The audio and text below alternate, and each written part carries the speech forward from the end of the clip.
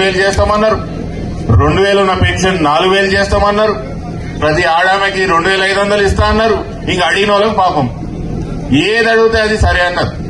తీరా చూసేవారికి ఏమై ఇప్పుడు ఉన్నదే వాడు ఇప్పుడు అడిగితే ముఖ్యమంత్రి ఏమంటున్నాడు, ఈడ మస్తు లంక బిందెలు ఉన్నాయి అనుకున్నా, మస్తు పైసలు ఉన్నాయి అనుకున్న ఇలా తీరా చూసేవారికి ఈడ ఏం పైసలు లేవు, ఈడ మేము ఇచ్చే పరిస్థితి లేదని ముఖ్యమంత్రి అంటారు.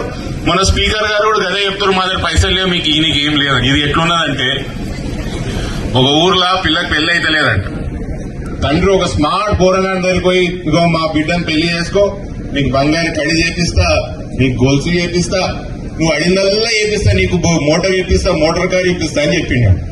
తీరా పిల్లగాడిన మీరు పెళ్లి చేసుకున్న తర్వాత అల్లుడు పెద్ద మనిషికి అడిగితే ఏమే మామ నా కడేమేమాయి గొలుసు ఏమాయి అంటే అల్లుడు అప్పుడు చూడడానికి స్మార్ట్ గా అనిపించినావు కానీ ఇప్పుడు నీకు బట్టతలు వచ్చింది.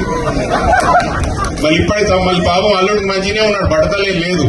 ఇప్పుడు ఈ మామ కనిపించింది ఆడ బట్టతలు. గట్ల తెలంగాణ రాష్ట్రంలో మంచిగా ఉన్న తెలంగాణ రాష్ట్రం ఏం అప్పులు లేవు, ఏం లేవు. సంవత్సరం కిందటి లేని అప్పులు ఇప్పుడు వస్తాయి.